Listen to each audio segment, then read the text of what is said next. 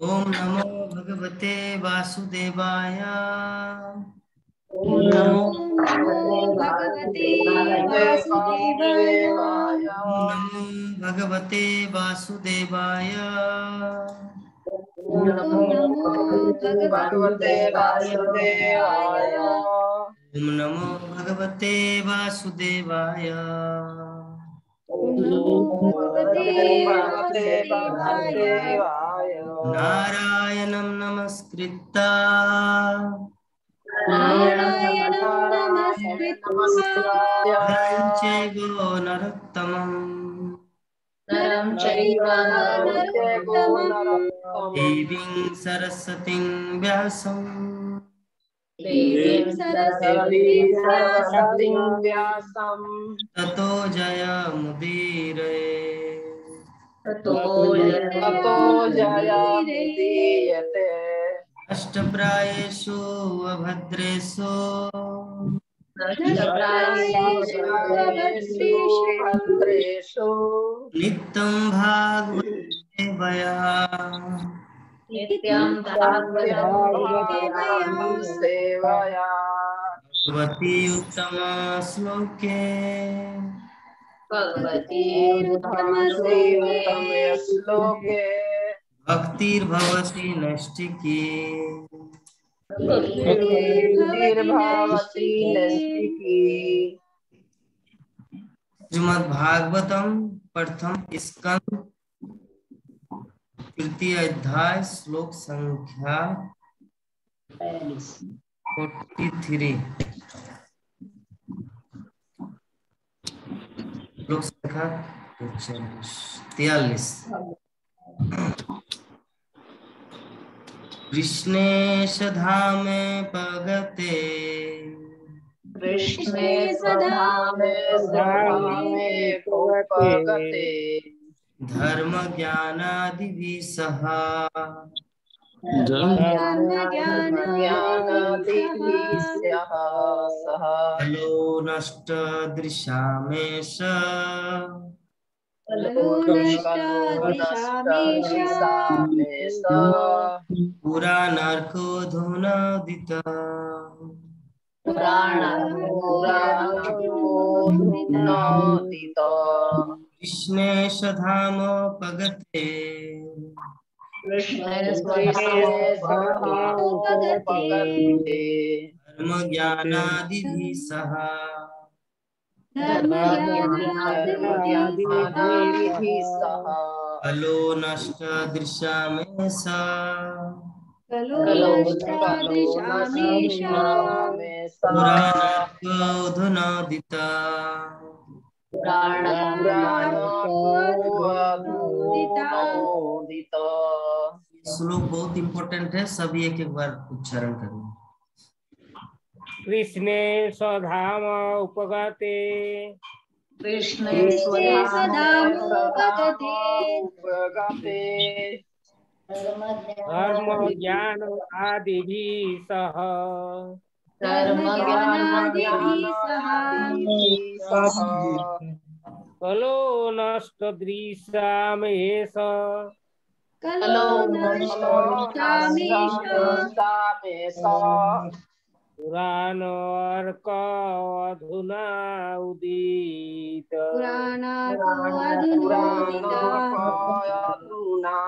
हरे कृष्ण। कृष्णे स्वधामोपगते कृष्णे स्वधामोपगते धर्म ज्ञानादिभिः सह कलो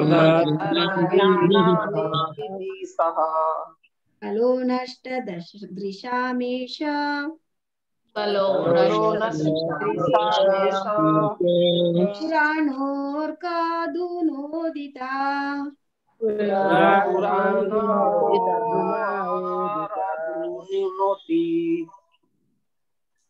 हरे कृष्ण। कृष्णे स्वधाम उपगते कृष्णे उपगते धर्म आदिभिः सह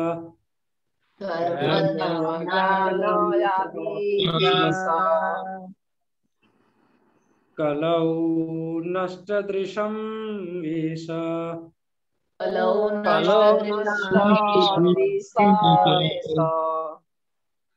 पुराणार्क अधुना उदित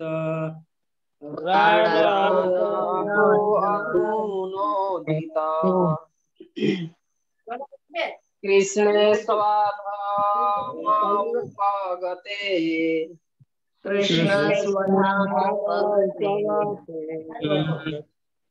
धर्म ज्ञानादिभिः सह कलौ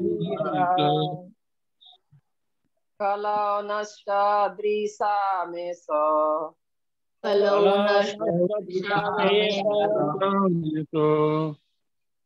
पुराणकरधुनोदितः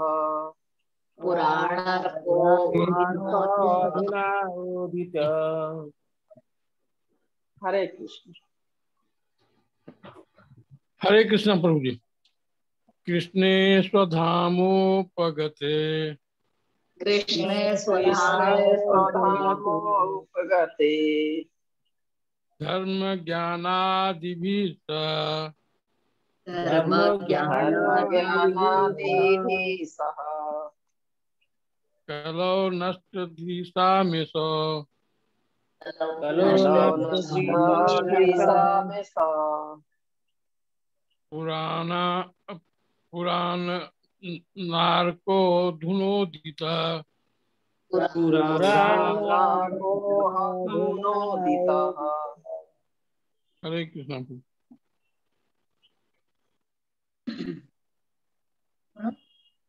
कृष्णे स्वधामोपगते स्वधामोपगते धर्मज्ञानादिभिः सह धर्मज्ञानादिभिः सह कलौ नष्टदृशामेष नष्टदृशामेष पुराणार्कोऽधुनोदित पुराणाकोऽधुनोदित।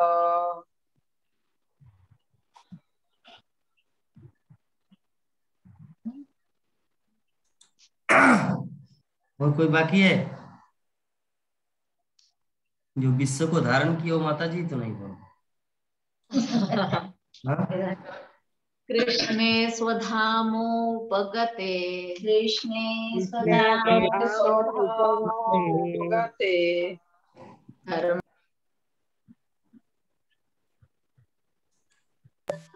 सह धर्मज्ञानादिभिः सह कलौ नष्टदृशामेष कलौ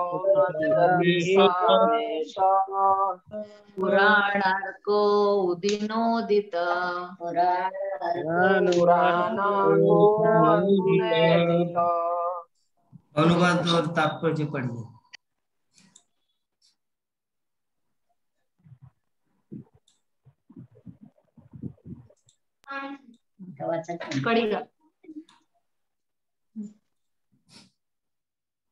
यह भागवत पुराण सूर्य के समान तेजस्वी है और धर्म ज्ञान आदि के साथ कृष्ण द्वारा अपने धाम चले जाने के बाद ही इसका उदय हुआ। जिन लोगों ने कलयुग में अज्ञान के गहन अंधकार के कारण अपनी दृष्टि खो दी है उन्हें इस पुराण से प्रकाश प्राप्त होगा। तात्पर्य श्रील प्रभुपाद जी के द्वारा। जगत गुरु श्रील प्रभुपाद जी की जय। भगवान श्री कृष्ण का अपना शाश्वत धाम है जहाँ वे अपने पार्षदों तथा साज सामग्री के साथ नित्य भोग करते रहते हैं। उनका नित्य धाम उनकी अंतरंगा शक्ति की अभिव्यक्ति है, जबकि भौतिक संसार उनकी बहिरंगा शक्ति की अभिव्यक्ति है। जब वे भौतिक जगत में आते हैं तो वे अपनी अंतरंगा शक्ति में संपूर्ण साज सामग्री का प्रदर्शन करते हैं, जिसे आत्म माया कहते हैं। भगवद गीता में भगवान कहते हैं कि वे अपनी शक्ति यानी कि आत्म माया द्वारा नीचे उतरते हैं। अतः उनका रूप, नाम, यश, साध सामग्री, धाम आदि भौतिक सृजन नहीं है। वे पतित जीवों के उद्धार हेतु तथा धर्म के सिद्धांतों की स्थापना के लिए अवतरित होते हैं, जिनका वे स्वयं प्रदर्शन करते हैं। ईश्वर के अतिरिक्त कोई भी धर्म के सिद्धांतों की स्थापना नहीं कर सकता। या तो वे या उनके द्वारा शक्ति संचरित किया गया सुयोग्य व्यक्ति ही धर्म की संहिता का नियमन कर सकता है। वास्तविक धर्म का अर्थ है कि ईश्वर को जानना, ईश्वर के साथ अपने संबंध को तथा उनके प्रति अपने कर्तव्यों को जानना, और जब यह भौतिक शरीर छूटे तो अपने अंतिम गंतव्य को जान लेना। माया के पाश में बद्ध जीव बड़ी मुश्किल से जीवन के इन सिद्धांतों को जान पाते हैं। उनमें से अधिकांश पशुओं की तरह खाने, सोने, अपनी रक्षा तथा मैथुन में लगे रहते हैं। वे अधिकांशतया धार्मिकता, ज्ञान या मोक्ष के नाम पर इंद्रिय भोग में लगे रहते हैं। इस कलह प्रधान कलयुग में तो वे और भी अंधे बन चुके हैं। कलयुग में सारी जनता पशुओं का राजसी संस्करण बनी हुई है। उन्हें आध्यात्मिक ज्ञान या दैविक धार्मिक जीवन से कोई सरोकार नहीं है। वे इतने अंधे हैं कि उन्हें सूक्ष्म मन, बुद्धि या अहंकार के आगे कुछ भी नहीं दिखता। लेकिन वे ज्ञान, विज्ञान तथा भौतिक संपन्नता में प्रगति के प्रति अत्यंत गर्व का करते हैं। वे इस शरीर को त्यागने के बाद कुकर या शूकर बनने के लिए भी तैयार है, क्योंकि उन्होंने जीवन के परम लक्ष्य को दृष्टि से ओझल कर रखा है। भगवान श्री कृष्ण कलयुग का प्रारंभ होने से कुछ काल पूर्व हमारे समक्ष प्रकट हुए थे, और कलयुग के प्रारंभ होते ही वे अपने दिव्य धाम को वापस चले गए। जब तक वे उपस्थित थे, उन्होंने अपने कार्यकलापों से सब कुछ कर दिखलाया। उन्होंने विशेष रूप से भगवत गीता का प्रवचन किया और धर्म के सारे बनावटी नियमों का निर्मूलन किया। इस भौतिक जगत से अपने प्रयाण की पूर्व उन्होंने नारद के माध्यम से ही श्री व्यासदेव को श्रीमद् भागवत का संदेश संकलित करने का अधिकार प्रदान किया। इस प्रकार भगवत गीता तथा श्रीमद् भागवत, ये दोनों ग्रंथ इस युग के अंधे लोगों के लिए प्रकाश स्तंभ की भांति है। दूसरे शब्दों में, यदि इस कलयुग के लोग जीवन के वास्तविक आलोक को देखना चाहते हैं, तो उन्हें इन दोनों ग्रंथों की शरण लेनी चाहिए। इससे उनका जीवन लक्ष्य पूरा हो सकेगा। भगवत गीता भागवत का प्रारंभिक अध्ययन है। श्रीमद् भागवत तो जीवन का आश्रय तत्व साक्षात भगवान श्री कृष्ण है। अतएव हमें चाहिए कि श्रीमद् भागवत को भगवान श्री कृष्ण का प्रत्यक्ष प्रतिनिधित्व करता हुआ माने। जो श्रीमद् भागवत को देख सकता है, वह साक्षात श्री कृष्ण को देख सकता है। वे अभिन्न है। हरे कृष्ण।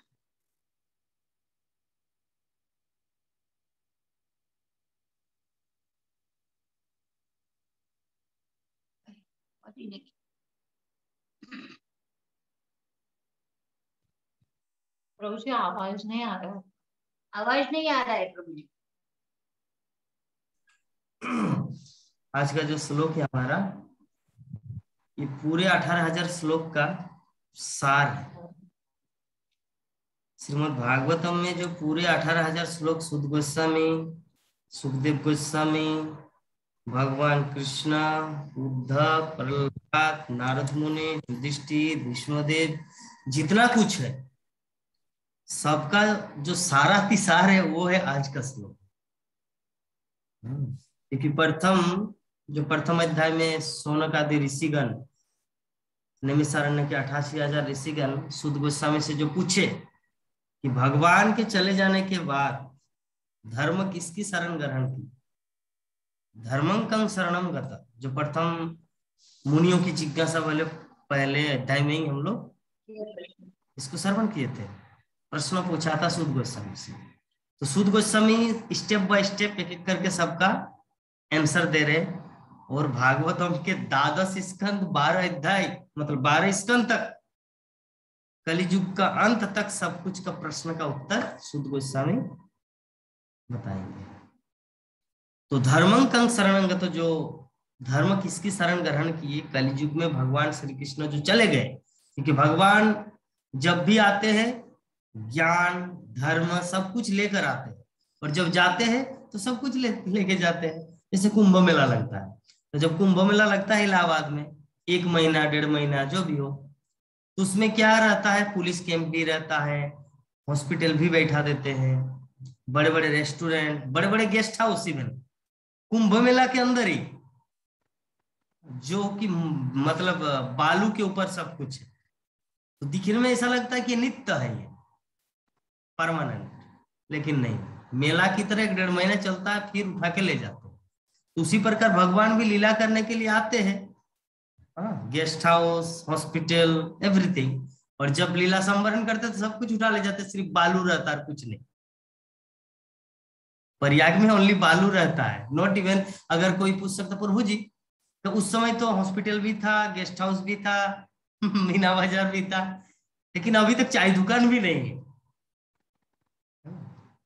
एक्चुअली नहीं रहता क्योंकि वो समय का फेर है। तो इसी प्रश्न को लेकर शौनक आदि ऋषिगण इसी भाव से, क्योंकि उन लोगों को फिलोसॉफी ज्ञात है कि भगवान जब आते हैं तो सब कुछ लेके आते हैं, धर्म ज्ञान भक्ति प्रेम कृष्ण प्रेम एवरीथिंग, और जब भगवान चले जाते तो सब कुछ लेके जाते हैं, है ना। कुंभ मेला जब बैठता तो सब कुछ रहता है, और जब कुंभ मेला फिनिश होता है तो इवन एक चाय दुकान भी नहीं रहता, मतलब सब कुछ। तो इसीलिए शौनक आदि ऋषियों को ये चीज ज्ञात था कि जब भगवान चले जाते तो इसका अर्थ धर्म को भी साथ में लेके गए। तो इसी कारण इसका उत्तर में शौनक आदि ऋषियों के उत्तर में सूत गोस्वामी यहाँ पर बता रहे हैं। क्या बता रहे हैं? ये भागवत पुराण क्या है? सूर्य के समान तेजस्वी है, और धर्म ज्ञान आदि के साथ कृष्ण द्वारा अपने धाम चले जाने के बाद ही इसका उदय हुआ।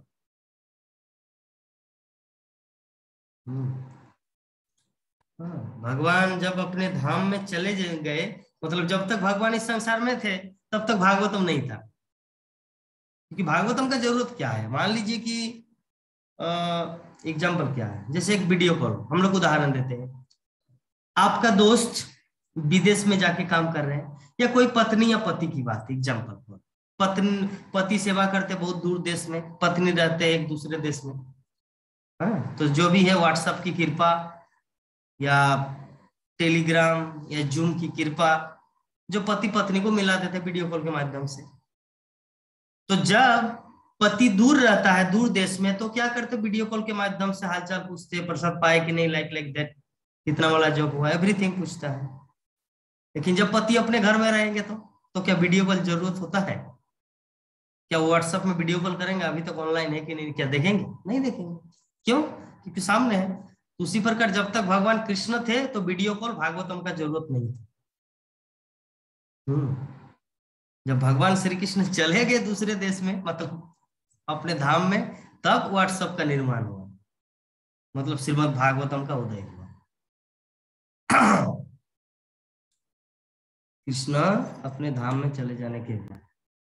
तो यहाँ पर सूत गोस्वामी चेतावनी दे रहे और समझा रहे कि जिन लोगों ने कलियुग में अज्ञान के गहन अंधकार के कारण अपनी दृष्टि खो दी, जिन लोगों ने, मतलब ये शब्द क्या सूचित करता है? जिन लोगों ने मतलब हम सब, ऐसा नहीं कि हम सब अभी हरि नाम जप कर रहे इसका मतलब हम लोग को सब कुछ ज्ञान हो गया, दिव्य ज्ञान इलेक्ट्रिसिटी की तरह ब्रेन में सब कुछ पूरा भगवान का लीला हृदय में प्रकाश हो गया। नहीं, जिन लोगों ने मतलब कलियुग के कलो शूद्र संभवा, अर्थात कलियुग में प्रत्येक व्यक्ति के लिए जिन लोगों ने कलियुग के गहन अंधकार में अपनी दृष्टि खो दी है, उन्हें इस पुराण से प्रकाश प्राप्त होगा। अंधकार में हम लोग जब कहीं पर जाते हैं तो झुंड को भी देखते हैं कि यहाँ पे बाघ बैठा हुआ है। क्यों ऐसा आभास होता है? अज्ञानता के कारण, अंधकार के कारण। लेकिन जब हमारे पास लाइट रहता है तब सब कुछ यथारूप में दिखाई देता है कि ये कोई बाघ नहीं, ये तो एक साधारण झुंड है। उसी प्रकार हम लोग जो जीवन में भय पाते हैं, डर, भय, भय, मृत्यु, शोक, ये सब क्यों है हमारे जीवन में? क्योंकि हम लोग को लाइट नहीं है, हमारे पास लाइट नहीं है कि ये बाघ है या झुंड है ना। डर क्यों है? क्योंकि महान भय का भी महान भय है कृष्ण, और हम लोग उनके भक्त हैं, तो जिसके कारण भय हमारे पास है नहीं। लेकिन जो कृष्ण भक्त नहीं है, जो व्यक्ति कृष्ण भक्त नहीं है, ये कपिल देव अपनी माता देवहूति माता को ये चीज बोले हैं कि भय भी मेरे भय से भय भयभीत होता है। वो श्लोक है, मुझे याद नहीं आता, क्या याद नहीं आ रहा। मद मद भयति स्वयं भयम, मतलब मेरे भय से स्वयं भय, मतलब काल, महाकाल, वो भी भय पाता है। मद विभेति स्वयं भयम, मतलब मेरे भय से, हाँ, जद विभेति स्वयं भयम, यस, हाँ, जो साक्षात भय है, जो सारे जगत के लोगों को, सारे जगत के जीवों को भयभीत करता रहता है ना। भयभीत है कुत्ते से, चूहा भयभीत है बिल्ली से, मनुष्य भयभीत है कोरोना से, कोई भयभीत है ना बाबा मास्क लगाने मंदिर में, सिक्योरिटी तो सेकेंडरी है, प्राइमरी है कि मुझे मरना नहीं अभी। मनुष्य में भयभीत हो तो एवरीबॉडी इज फियरिंग, मतलब सभी एक भयभीत कंडीशन में, भयभीत अवस्था में जी रहे हैं। तो ये भय कब जाएगा? जब हम लोग कृष्ण का शुद्ध भक्त बनेंगे। और कृष्ण का शुद्ध भक्त बनना मतलब भक्त बनना, क्योंकि भक्त से ही तो शुद्ध भक्त बनेंगे ना। अगर कोई बोलेंगे प्रभु जी मुझे पीएचडी करना है, तो ठीक है, पहले स्कूल जाओ। पीएचडी तो डायरेक्ट होगा नहीं, स्कूल से आपको पढ़ाई करना है, स्कूल से कॉलेज, कॉलेज से यूनिवर्सिटी, देन पीएचडी। उसी प्रकार प्रभु जी आप तो बार बार हम लोग को शुद्ध भक्त मतलब बनने के लिए बोल रहे हैं, ठीक है, शुद्ध भक्त बनते हैं, तो शुद्ध भक्त नहीं बन पाएंगे जब तक भक्त नहीं बने, क्योंकि स्कूल से ही कॉलेज यूनिवर्सिटी में पीएचडी बना जाता है। उसी प्रकार शुद्ध भक्त बनने के लिए भक्त बनना पड़ेगा, और जब हम लोग शुद्ध भक्त बनेंगे तब ये भय नहीं रहेगा। शुद्ध भक्त जब बनेंगे तब भय नहीं रहेगा। जद विभेति स्वयं भयम।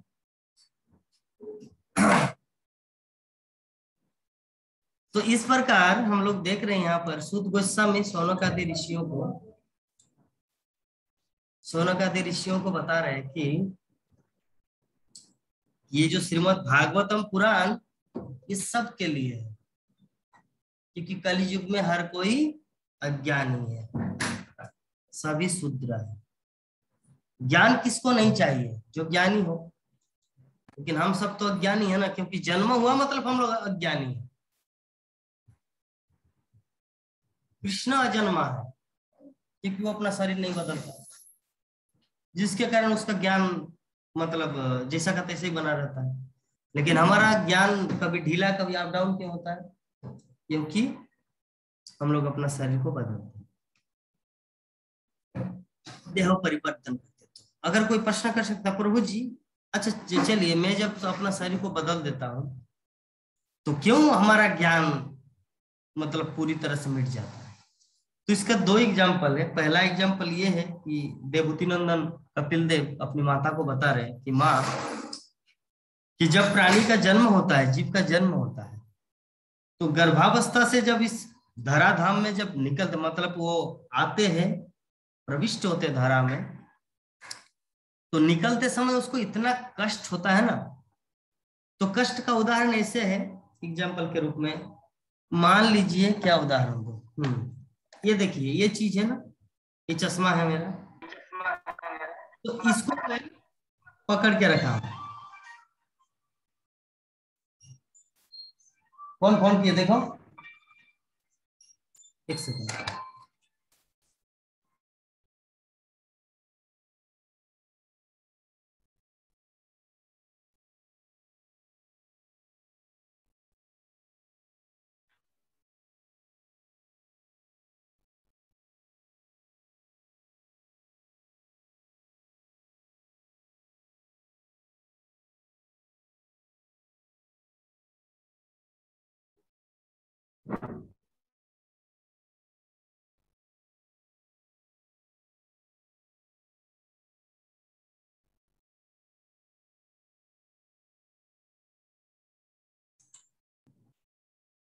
हरे कृष्णा। हाँ, तो उदाहरण दे रहे चश्मा का। हाँ, जैसे एक चश्मा का, कोई भी है, नॉट ओनली चश्मा, एनीथिंग, कुछ भी उदाहरण दिया जा सकता है। तो व्यक्ति, मतलब टॉपिक क्या था कि जीवात्मा जब इस जगत में आते हैं तो वो अपना ज्ञान को क्यों खो देता है, कैसे खोता है। तो उसका उदाहरण स्वरूप हम लोग एक मेटेरियल एग्जाम्पल के माध्यम से सीख सकते हैं। जैसे ये चश्मा है, मैं एक हाथ में पकड़ा हुआ हूँ, ठीक है, एक हाथ में पकड़ा हुआ हूँ ऐसे करके, और कोई मेरे शरीर को चेन से बांधा है और आग से या चाकू से मेरे बायां हाथ को काट रहे, कुछ कुछ कुछ कर रहे, वो तभी वो मतलब नहीं काटेंगे जब मैं इसे छोड़ दूंगा। जब तक मैं पकड़ूंगा तब तक ये काट रहे हैं, पूरा चाकू से, पूरा जैसे परशुराम का फरसा में काट रहे मेरे शरीर को, पूरा टुकड़ा टुकड़ा कर रहे हैं, जब तक इसको मैं पकड़ा हुआ हूं। जैसे इसको छोड़ दूंगा तो वो काटना बंद कर देंगे। तो ये इसको, ये चश्मा का खाप को आप ज्ञान समझिए, हाँ, इसको आप ज्ञान मान लीजिए। और ये जो काट रहे हैं, ये गर्भावस्था से जीव का निकलना, कष्ट है ना।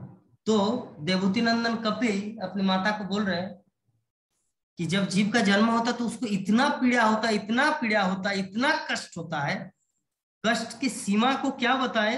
जो ज्ञान को जो वो पकड़ के रखे हैं कि विष्णु ही मेरे परम पुरुषोत्तम भगवान है, वही मेरे सब कुछ है, मैं पृथ्वी में भी जाऊं फिर भी मैं उन्हीं की भजना करूंगा, ये जो पकड़ के रखते हैं ना, तो मायादेवी उसको इतना कष्ट देते, इतना कि इसको छोड़ना पड़ता है। जैसे छोड़ देता उसका जन्म हो जाता है, और जन्म हो जाता तो सब अज्ञान। तो यही कारण, ये है शास्त्रीय कारण भागवतम के 33 स्कंद में। यह है आपका वैदिक शास्त्रों का उदाहरण ज्ञान के खोने का। और दूसरा और एक एग्जाम्पल ये है कि मान लीजिए कि अभी मैं जगन्नाथ देवदास वहां पे क्लास दे रहा हूं, मैं एक ड्रामा करूंगा।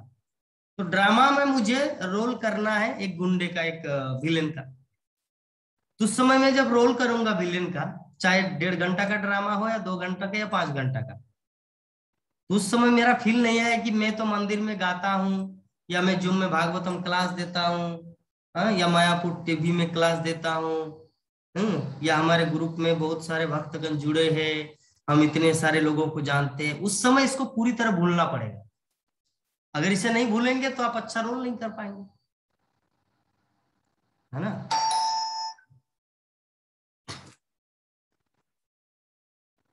अगर इसको हम लोग भूलेंगे नहीं, अगर मैं अपना, जैसे मान लीजिए गुंडाकार को, जस्ट एग्जांपल अमरेशपुरी का, भीतर जाओ भीतर तो वो अभी बोलेंगे एक हीरोइन के पिता को, जस्ट एग्जांपल, कि तुम अपनी बेटी की मृत्यु चाहते हो या 5 लाख रुपया दोगे। जस्ट एग्जांपल, 5 लाख नहीं, 5 करोड़। 5 करोड़ रुपया प्यारा है या आपकी बेटी प्यारी है? तो बोले कि मेरी बेटी प्यारी है। तो ठीक है, 5 करोड़ रुपया लाओ और अपने बेटी को ले जाओ। या फिर कब्जे में लेके पिस्तौल लगा के बैठे कौन? अमरेशपुरी। तो उस समय अगर अमरेशपुरी सोचे, अरे मैं तो इस्कॉन टेम्पल जाता हूँ जो मुंबई, मैं इतना सुंदर भक्त हूँ, जप माला में जब भी करता हूँ, और मैं इस तरह का रोल नहीं कर सकता। अगर नहीं कर सकते पहले रिहर्सल में, दरवाजा को लगा पूरी तरह, एकदम पूरा बंद, और लाइट को जलाओ अंदर।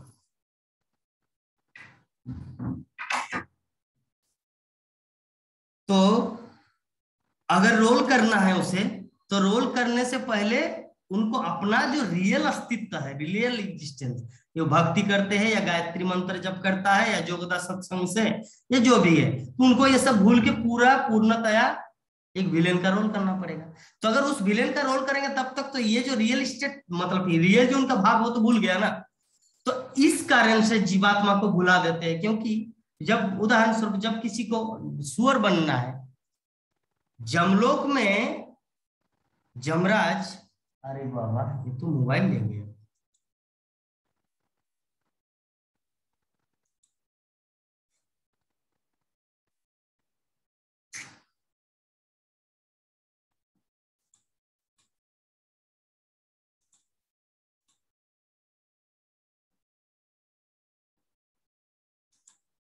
हरे कृष्ण हरे कृष्ण।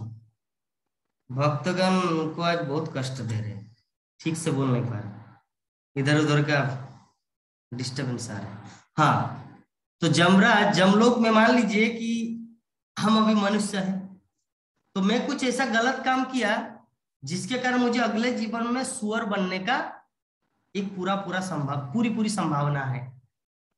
तो जमलोक में मुझे क्या किया जाएगा, मल को खिलाने का प्रैक्टिस किया। तो पहले दिन में थोड़ा सा नहीं खा पाएंगे, स्टूल नहीं खाया क्योंकि वो इस तरह का हैबिट नहीं है। तो फिर द्वितीय दिन खिलाएंगे, फिर तृतीय दिन, इस तरह करके 7 दिन खिलाएंगे। तो थोड़ा थोड़ा उनका गले में जा रहा है।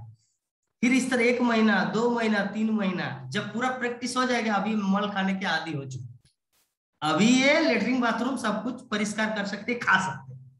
तो जब व्यक्ति मतलब वो जीवात्मा वहां पे प्रैक्टिस कराया जाता है जमदूतों के द्वारा, गरुड़ पुराण में ये सब वर्णन है।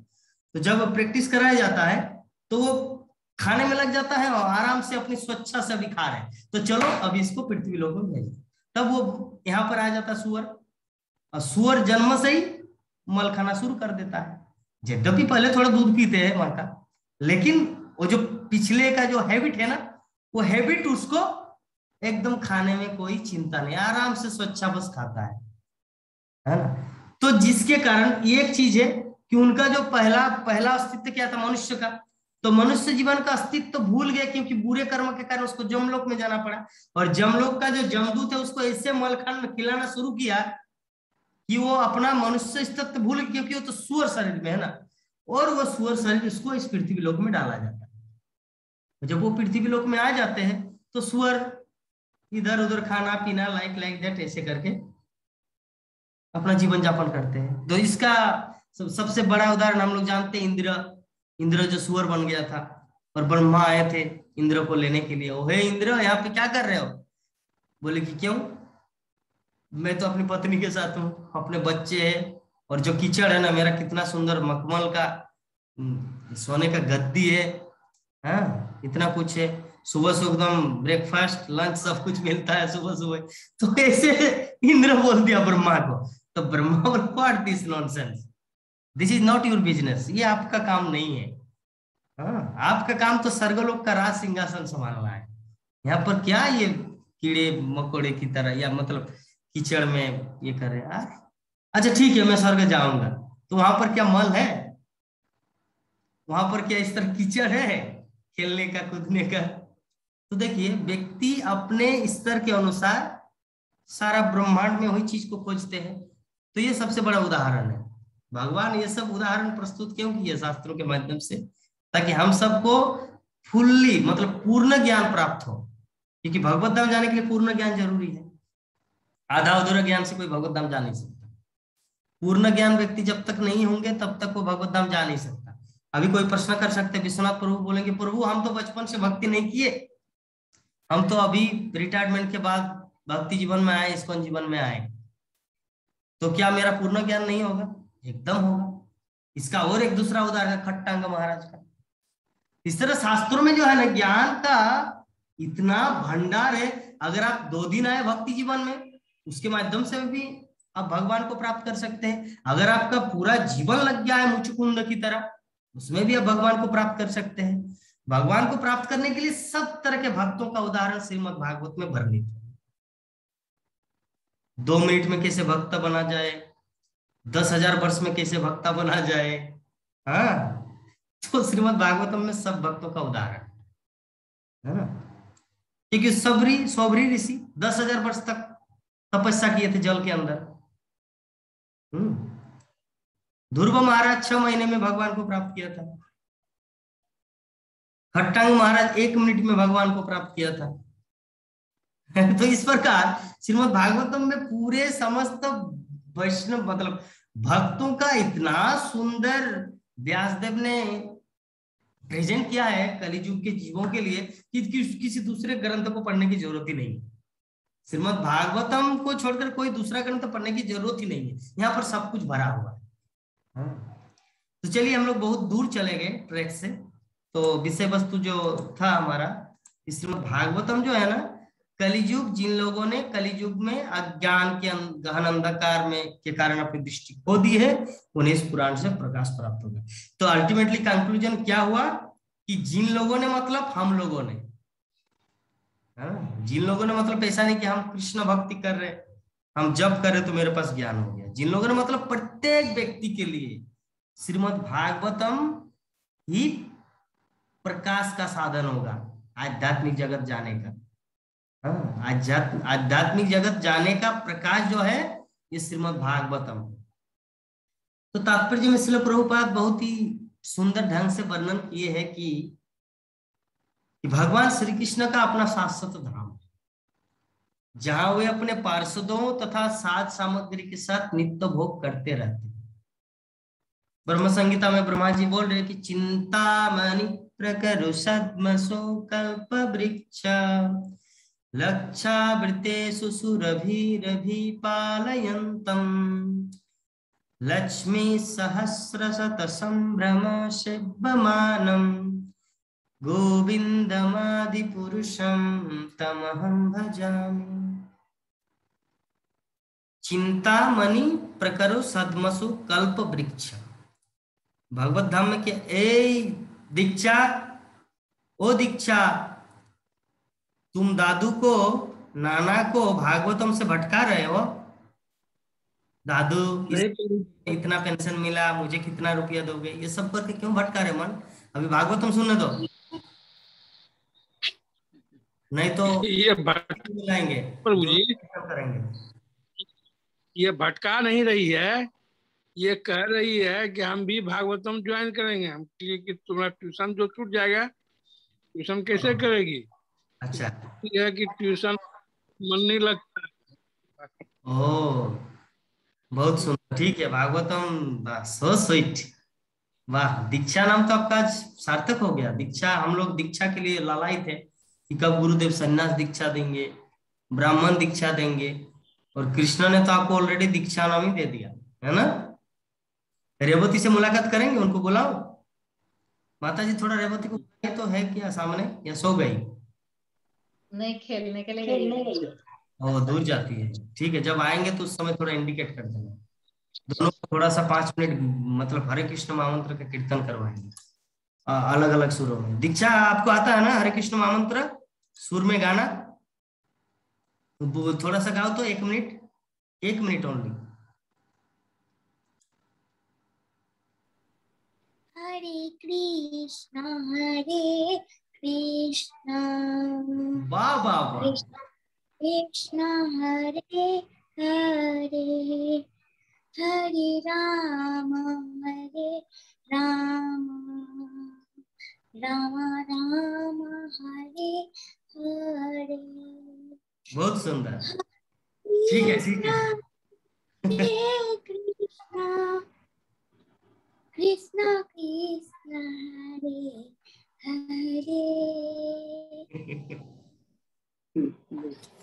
वाह, सो स्वीट, बहुत सुंदर दीक्षा। चलिए रेवती के साथ आपका कंपटीशन करवाएंगे, वो जैसे आ जाएंगे, है ना। तो अभी सुनिए भागवत कथा। हाँ, उसके बाद राकेश कुमार प्रभु जी घर जाते हैं बारंबार बिहार, लेकिन कभी भी अपने बच्चे से जूम में मिला नहीं रहे भक्तों को। हाँ, गीता माता जी रोज अपने नाती को ला रहे, हमारे PM सिंह प्रभु जी रोज अपने नातनी को ला रहे, हमारे नंद किशोरी माता जी रोज अपने नाती को ला रहे। उसी प्रकार आपको भी थोड़ा बेटा को यहाँ पर लाना है। भक्तों का एक दृष्टि हो गया ना, उसका भक्ति मिल गया, ठीक है। इसलिए ये सब थोड़ा देखना है। सत्संग में लाएंगे तो भक्त का मतलब उनका जो जीवन संस्कार जो है ना भविष्य में बहुत शानदार होगा। और अभी से अगर उनको यहाँ इसी जगह में छुपा के रखेंगे ना तो प्रॉब्लम करता है। आजकल के बच्चे नई लड़की से प्यार करते, मोहब्बत करते, शादी करके माता पिता को छोड़ के भाग जाते। लेकिन अगर इस तरह का कुछ संस्कार मिलेगा तो शायद ऐसा कुछ नहीं करेंगे। हाँ, इसीलिए बचपन से उसको कृष्ण भक्ति का संस्कार देना चाहिए। ठीक है राकेश कुमार प्रभु? जी प्रभु। ठीक है, चलिए।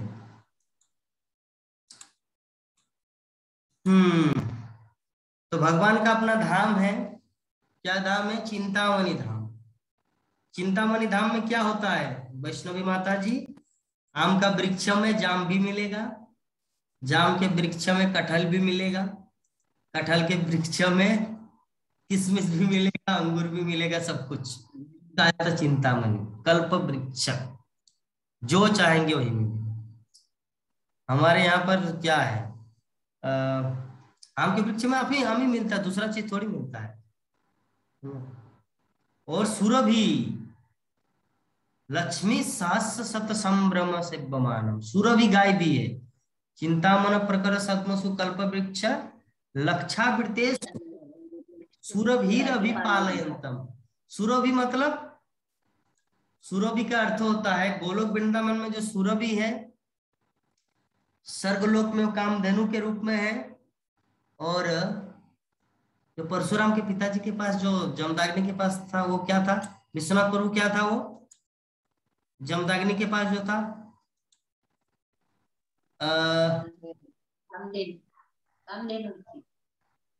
कामधेनु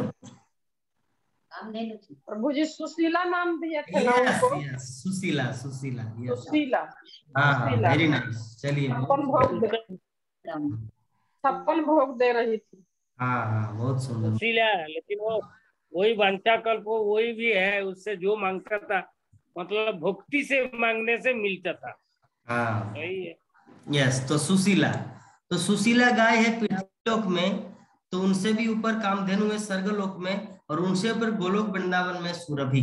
तो जब साधारण सुशीला इतना कुछ दे सकता है, या कामधेनु जो मतलब वशिष्ठ के आश्रम में आए थे विश्वामित्र भोजन करने के लिए मतलब कहीं पर गए थे वो लोग दूसरा राज्य को छीनने के लिए। तो आते आते देखा कि शाम ढल गया और अभी भूख भी लग रहा है, तो कहाँ खाएंगे? तो सामने देखा कि वशिष्ठ का आश्रम है। तो वशिष्ठ के आश्रम में जाके बोले कि हम बहुत सारे लोग सेना है तो कुछ खाने को मिलेगा। बोले कि हाँ, आप लोग जस्ट बैठ जाइए ना, 10 मिनट इंतजार कीजिए। बोले कि क्या मजाक कर रहे हैं? विश्वामित्र बोले क्या मजाक कर रहे हैं, हम लोग इतने सारे जनसंख्या है और आप कहाँ फकीर, कहाँ पैसा है, ना बैंक अकाउंट है, ना राशन कार्ड है, कैसे इतने सारे लोगों को आप खिला पाएंगे? तो बोले कि उसका भार मेरा, मतलब उसका चिंता मेरा है, आप लोग का चिंता खाने का है, आप लोग बैठ जाओ। तो वहां पर बैठा है और सब बड़ा बड़ा मालपुआ, राजमलाई, रसमलाई, कितना महान महान प्रसादम खिलाए।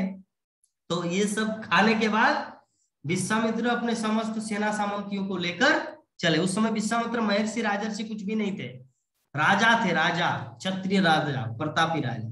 तो विश्वामित्र फिर चले आए अपने राज्य में। तो राज्य में जैसे आए तो वहां पे बहुत सारे प्रजागण भूखे मर रहे थे। क्यों? क्योंकि फसल हुआ नहीं, क्योंकि जितने सारे लोग थे ना, विश्वामित्र सबको सेना बनाकर ले गए थे दूसरे राज्य को हड़पने के लिए।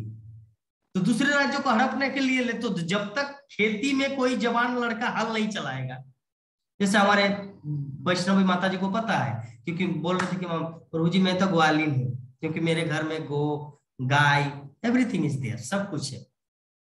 तो जब तक कोई घर में ऐसे जवान लड़का या कोई अच्छा मतलब ताकतवर न हो, तो हल कैसे चलाएंगे, कैसे कुदाल चलाएंगे, कैसे रोपण करेंगे, कैसे सब्जी लगाएंगे, तो लोग खाएंगे कैसे? तो सभी तो जितने सारे सेना थे, जितना टुकड़ा टुकड़ा एक सबको छांट के ले गया था विश्वामित्र उस युद्ध में। तो अभी यहाँ पे चाष कौन करेगा?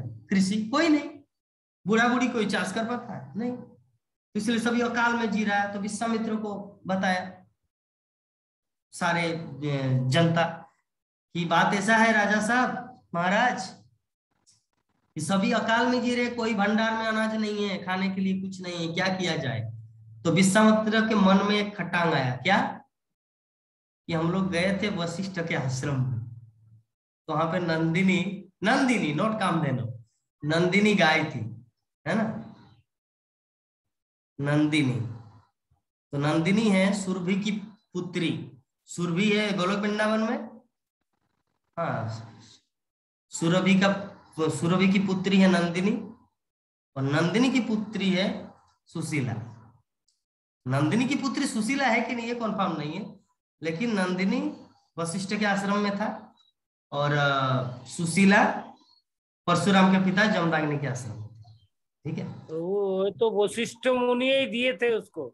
अच्छा वो अच्छा। जो सुशीला हाँ, वशिष्ठ तो मुनि उसको दिए थे। तब उसी का दो नाम है, पर्यायवाची है ना। उसी का दो ही नाम है, जैसे जमशेदपुर और टाटा, एक ही व्यक्ति का दो नाम।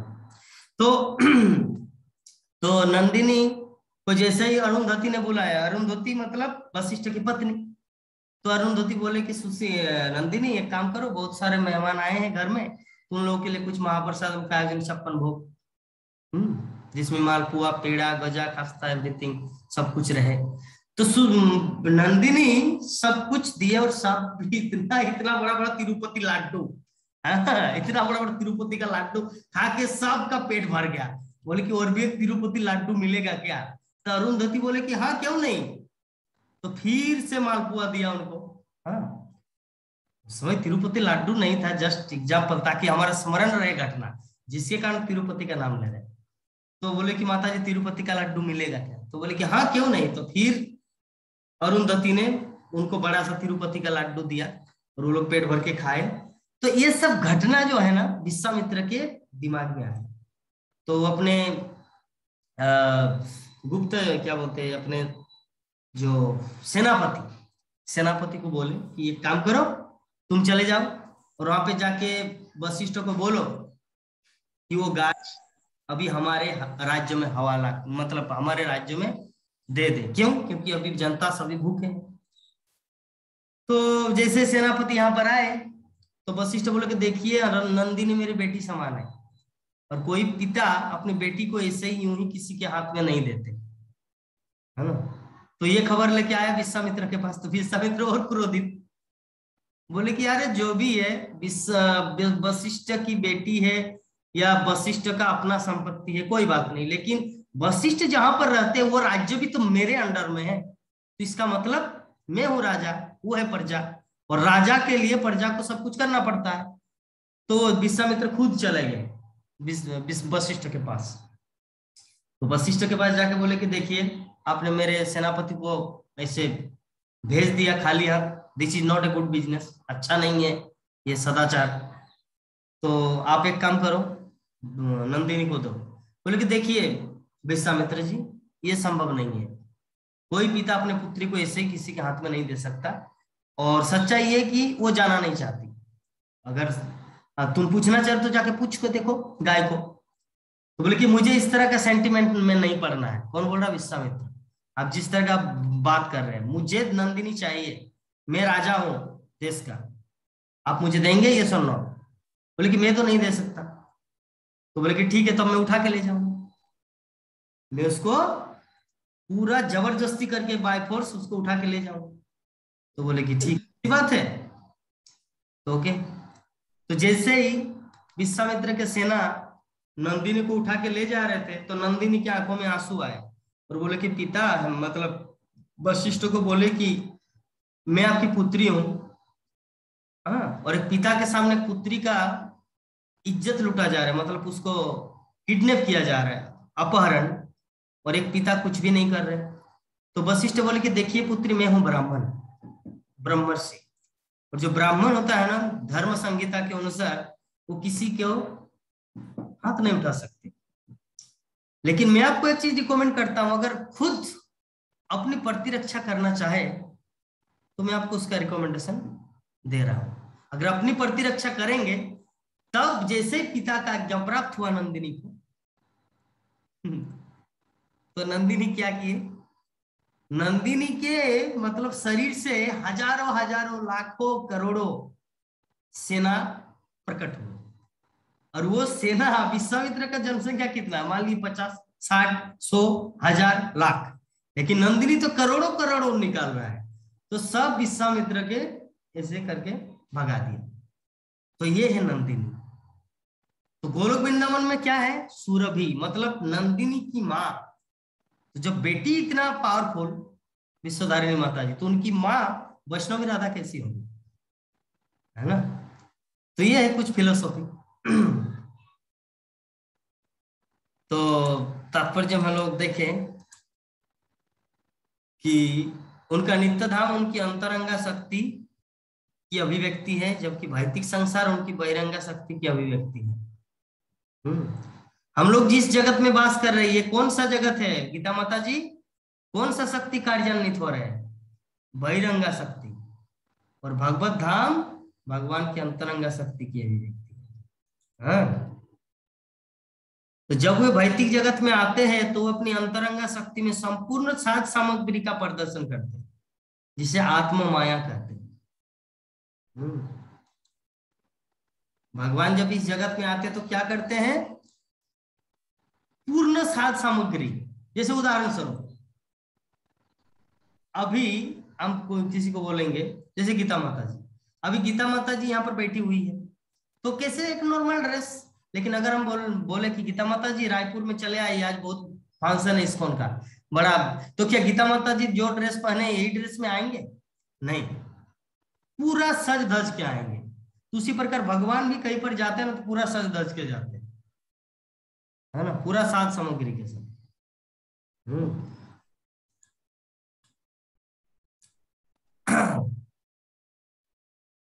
तो भगवत गीता में भगवान कहते हैं कि वो अपनी निजी शक्ति आत्म माया द्वारा नीचे उतरते हैं। एक श्लोक है कि भगवत गीता में संभवम आत्म माया, संभवम आत्म माया, मतलब वो पूरा श्लोक मुझे याद नहीं आ रहा है। वैष्णवी माता जी याद है आपको वो श्लोक?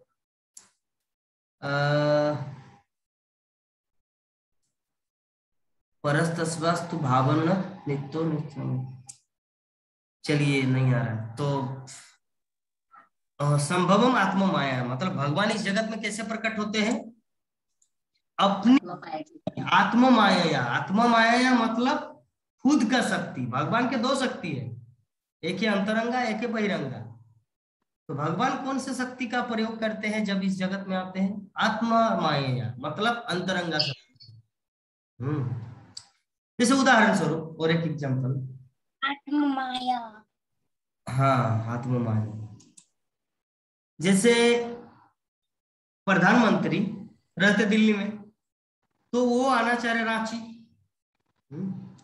तो रांची में आएंगे तो रांची में भी एक संसद भवन है, नॉट बिग बट लिटिल, एक छोटा सा, है ना, कुछ एक भवन है जहां पर मीटिंग करने के लिए आएंगे। तो यहाँ का रांची में क्या भवन है? राकेश कुमार प्रभु, उसे संसद भवन ही बोला जाता है ना। रांची में जो है विधानसभा। यस।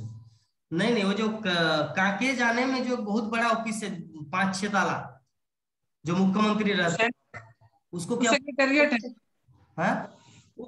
सचिवालय कांके के साइड में जो मुख्यमंत्री निवास से सटा हुआ है ना, सचिवालय है, वो कार्यालय है, तो बहुत बड़ा है। हम वहाँ पे स्टेशन किए, मुख्यमंत्री सचिवालय प्रभु जी, मुख्यमंत्री। हाँ ठीक है। तो देखिए ये यहाँ पे जो मुख्यमंत्री जो सचिवालय है वो भी प्रधानमंत्री के अंडर में है, और जो दिल्ली में जो प्रधानमंत्री रहते हैं वहां भी उनका अपना पर्सनल बॉडीगार्ड है, पर्सनल सेक्रेटरी है, सब कुछ है। लेकिन जब वो रांची आते हैं तो क्या बोलते हैं? आप लोग यहीं पर रह जाओ, दिल्ली में समोसा खाते रहो, मैं जा रहा हूँ वहां का सिक्योरिटी को मैं हथियार लूंगा। क्या ऐसा करते हैं प्रधानमंत्री? नहीं करता, बल्कि वही से अपना साथ सामग्री लेकर वो यहाँ पर आते हैं। वही का सिक्योरिटी, मतलब जब वो प्लेन से आए या मतलब अपनी बाई रोड से आए, 4-5 गाड़ी रहेगा, 10 गाड़ी रहेगा, तो सब दिल्ली का ही पूरा पार्टी, दिल्ली में जो उनके साथ जो रहते हैं सांगो पांगस्त्र पार्षदम, वो सबको लेकर रांची में प्रकट होते हैं। हाँ, रांची जो है, रांची में जो सचिवालय है, संसद भवन है, जो भी है, ये भी उसी प्रधानमंत्री के अंडर है। उसी प्रकार भगवान कृष्ण की जो बहिरंगा शक्ति है, रांची कार्यालय, ये भी उसी भगवान की है, उसी प्रधानमंत्री के है। और जो अंतरंगा शक्ति है, चुप, जो अंतरंगा शक्ति है वो भी भगवान का अपना। तो हम लोग चीज को समझ गए कि भगवान जब इस जगत में आते हैं तो अंतरंगा शक्ति के माध्यम से, आत्म माया के माध्यम से प्रकट होते हैं। यद्यपि ये जो बहिरंगा शक्ति है ये भी उन्हीं भगवान की है। ये रे बाबा, हमारे कोमल लाली प्रभु बड़ा बड़ा दाढ़ी करने लगा क्यों? इस्कॉन का डिवोटी हो गया ऐसा हाँ, वृंदावन धाम इसलिए क्या दाढ़ी बढ़ाने के लिए?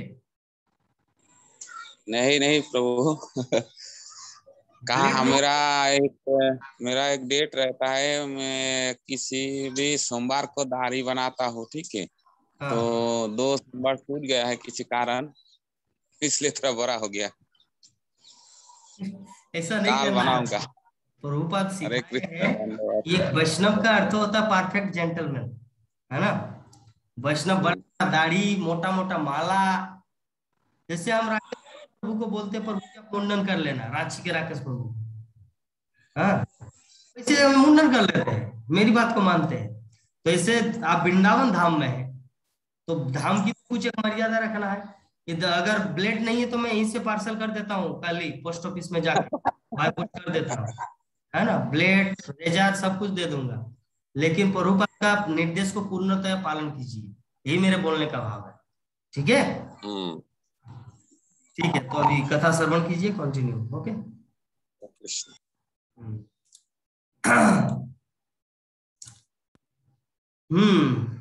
तो भगवान क्या करते हैं?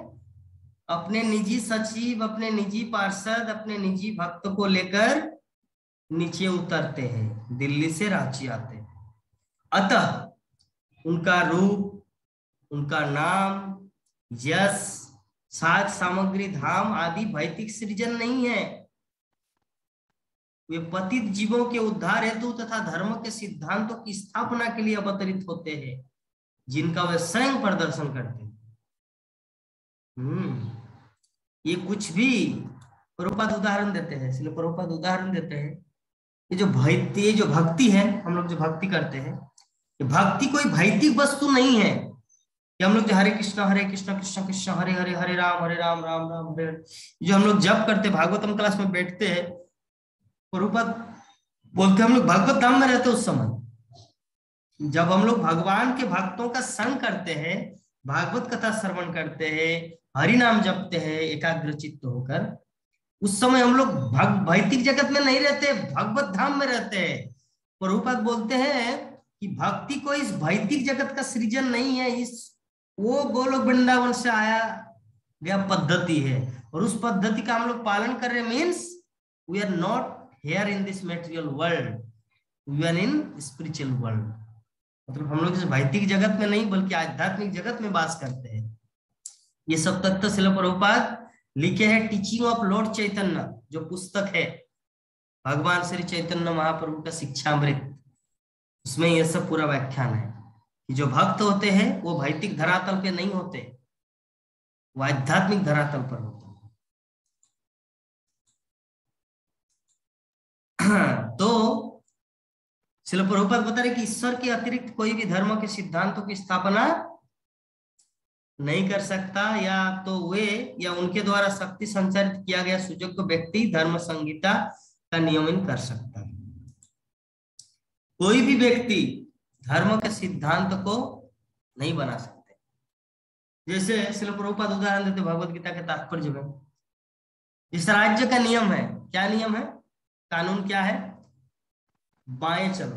भारतवर्ष में नियम क्या है, बाएं चलो, लेफ्ट साइड में।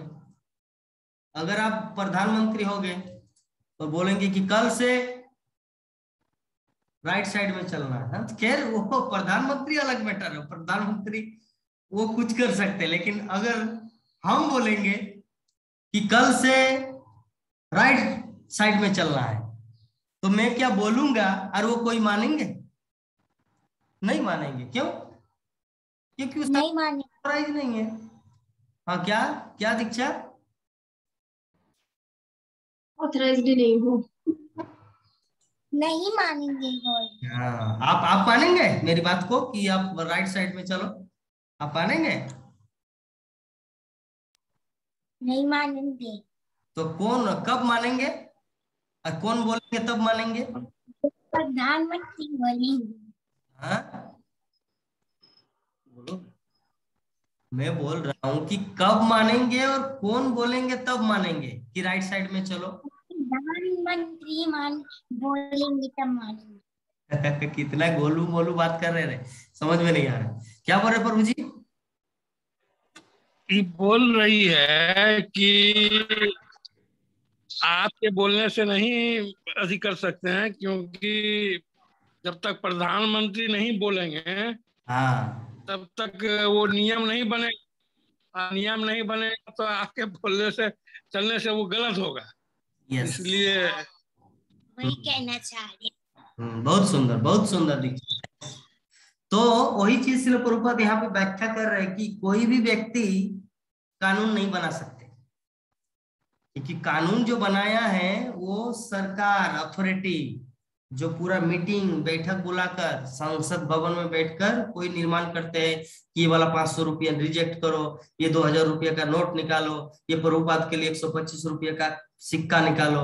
ये संसद भवन, ये प्रधानमंत्री कर सकता है, हम नहीं कर सकते, है ना। तो उसी प्रकार जो धर्मपथ है, जिस तरह कानून है उसी प्रकार स्पिरिचुअल वर्ल्ड में धर्म है। हमारे भौतिक जगत में जिसे कानून माना जाता है, उसी प्रकार आध्यात्मिक धरातल में उसे धर्म कहा जाता है। कानून को धर्म। तो धर्म कोई साधारण व्यक्ति नहीं बना सकते। कोई भी व्यक्ति हाँ चलो मेरा ध्यान करो, ओम बाबाय नमः, नहीं होगा, कुछ काम नहीं। जैसे हम लोग उदाहरण दिए थे कुछ दिन पहले, वो जो गुजरात का, ये दिल्ली में गया था वो स्वामी जी के पास, वो दीक्षा लेने के लिए एक शिष्य। तो गुरुदेव ने क्या बोला उनको, शिष्य को, तुम मेरा नाम का जप करो, तुम वैकुंठ को प्राप्त हो जाओगे। तो उसके बाद शिष्य ने क्या बोला, गुरुदेव मैं बहुत प्रसन्न हूं, चलो मैं तुम्हें गुजरात दे रहा हूं। तो गुरुदेव बोला कि गुजरात तेरा बाप का है क्या कि तू मुझे गुजरात दे दिया, है ना। तो शिष्य बोला कि तो वैकुंठ तुम्हारे बाप का है क्या जो तुम मुझे वैकुंठ। तो इस तरह कुछ कुछ शिष्य जो है या कुछ कुछ गुरुदेव जो है वो बहुत ही मतलब महाचालाक होते हैं। चालाक नहीं, महाचालाक। गुरुदेव अगर चालाक है तो शिष्य महाचालाक हो जाते हैं। वैकुंठ तुम्हारे बाप का है क्या। तो अल्टीमेटली ये जो धर्मपद जो निर्माण किए, वो तुम मेरे नाम का जप करो भगवत नाम को प्राप्त हो जाएगा, ये कोई साधारण बात है क्या। तो मैं भी ऐसा कर सकता हूँ कि चलिए गुजरात आपको दे देंगे, तो गुजरात के तुम्हारे बाप का है क्या। तो इसीलिए जो धर्मपद का जो अथॉरिटी है, जैसे कानून का अथॉरिटी है सरकार, उसी प्रकार धर्मपद का भी अथॉरिटी वो है हमारे गुरु परंपरा। भगवान कृष्ण धर्म के सिद्धांत, धर्म की निर्माण किए हैं। धर्म तो साक्षात भगवत प्रणीतम, भगवान जो भी बोले वही धर्म है, शास्त्र का कहना है। धर्म तो साक्षात भगवत प्रणीतम, भगवान जो बोले वही धर्म है। तो अभी प्रश्न है कि भगवान जो बोले वही धर्म है, तो अभी मैं भी कुछ बोलूं तो ये क्या धर्म है? नहीं, पढ़ा सुना है। एक सेकंड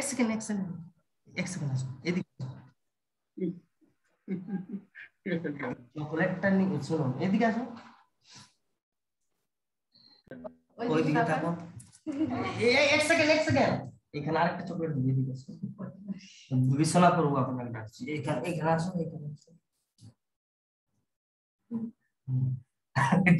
जनार्दन।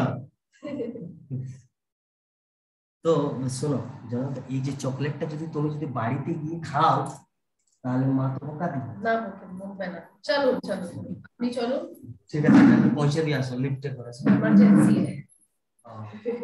जनार्दन नाम है।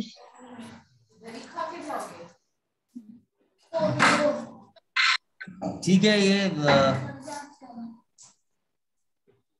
আর পুরা চেবাতে বলা, চেবিয়ে খাও। তারপর জল পান করবে বাড়িতে গিয়ে জল পান করবে যাতে কেউ বুঝতে না পারে। আরে ইনার বাবা আমাকে মানা করেছে বলছি তো, চকলেট দিবে না বলেছে, আর চকলেট খাইয়ে দিলে। যাই হোক, কোন चॉकलेट खाते हो तो जो भी है।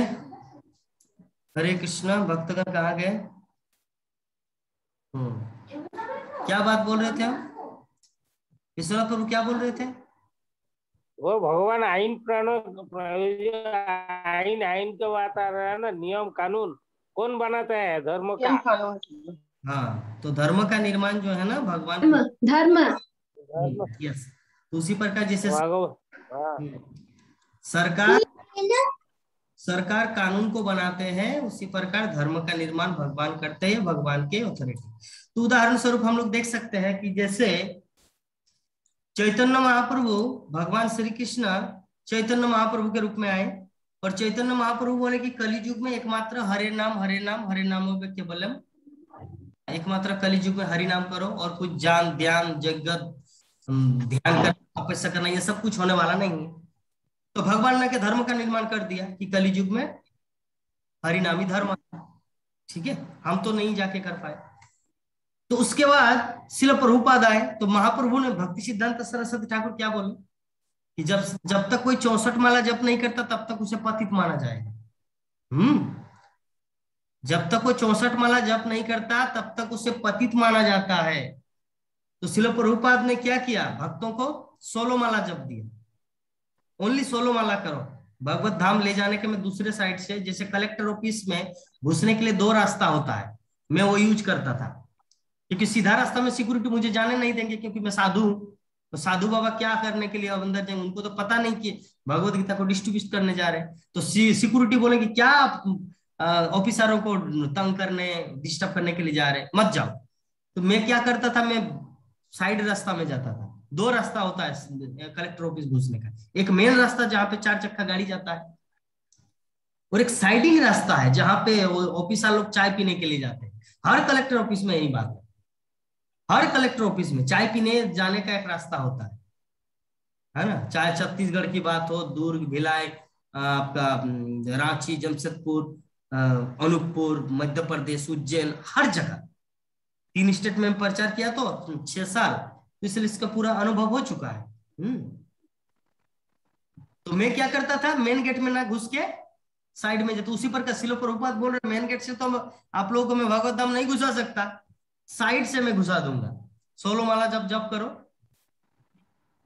4 नियम करो, भागवतम क्लास अटेंड करो, बस भगवत धाम ले जाने का गारंटी मेरे हाथ में। तो श्रील प्रभुपाद ये चीज बोले हैं। तो श्रील प्रभुपाद ये चीज कैसे बोल पाए, श्रील प्रभुपाद यहाँ पे कैसे बोल पाए, यहाँ पर बता रहे हैं,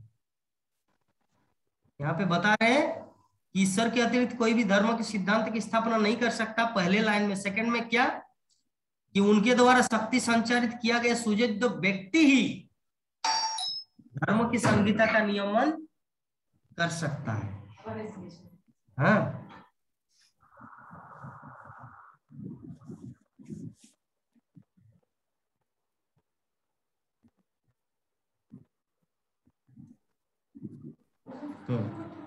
तो वास्तविक धर्म का अर्थ क्या है, ईश्वर को जानना और ईश्वर के साथ अपने संबंध को तथा उनके प्रति अपने कर्तव्य को जानना, और जब ये भौतिक शरीर छूटे तो अपने अंतिम गंतव्य को जान लेना। तो हम लोग को अभी थर्मामीटर लगाना है सबका, जब बुखार आता है तो मुंह में या बाजू में हम लोग को थर्मामीटर देते, तो ये थर्मामीटर अभी सबके जीवन में लगाना है।